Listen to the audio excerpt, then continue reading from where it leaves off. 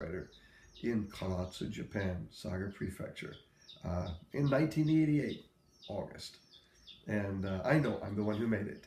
But in case there's a problem situation, there's something that needs to be done, something that needs to be taken care of, I need to do it. I can't have a problem situation or an opportunity sitting there without taking action. That's just my nature. I'll mention one more story, and then I'll try to wrap it up. I don't want to make this too long, like my video I made last night. Oh, one other thing, I've had a few setbacks. I've been slowed up occasionally. The first time that I came over into Japan, I made a 17 different classroom locations private school. I had worked for the Japanese government 2 years, then I made my own school, and I spread out a lot. I had 360 students within 3 years. But I ran into an old nemesis. For some reason, my family seems to be cursed with accidents.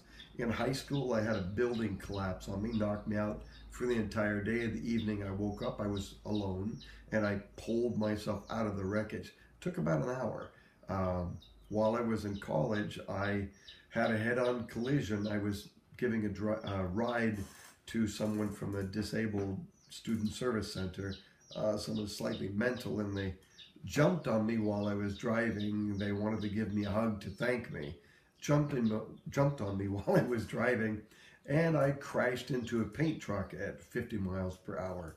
And at that time, I held the record in California for the most severe traffic accident in the history of California with no deaths involved. In the Marine Corps, even prior to that, I was blown off of a 5-story structure. I didn't go all the way to the ground from 5th floor. I mean, that would kill you. I hit a couple stories on the way down. It slowed me up a bit.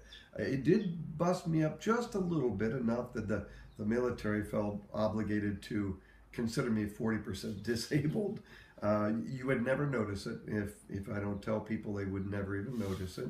But the military says that I'm too busted up to not get money. So anyway, I have a lot of accidents. When I was in Japan, though, when I made all of my schools, I was driving in a motorcycle to a new classroom, the 18th that I was setting up, and a car that was in the right-only lane made a sudden sharp left. They decided they wanted to turn left.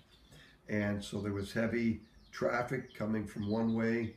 The sidewalks were filled with young Japanese college girls coming home. I had no option but to hit the car. And after I hit the car, somehow I ended up in that office, the classroom that was still unused, that I just started renting. Perhaps I took a taxi, perhaps someone gave me a ride. I was a little bit too dazed after the accident. I don't remember. But I was unconscious for 3 days, and I woke up after 3 days and then went to the hospital. And at the time, I was a lone wolf. I was a one-man show. I controlled and managed everything. And when I went down, I lost everything, the whole thing. So I'm back in Japan now. I went to the United States after this accident. Well, anyway, the point of the thing is I have a lot of accidents. I've been busted up several times. Slows me down a little bit, but it's not a major problem. The last one, the motorcycle accident, that slowed me up quite a bit. I couldn't walk for about 2 years. I couldn't find any type of work, and I was running out of money.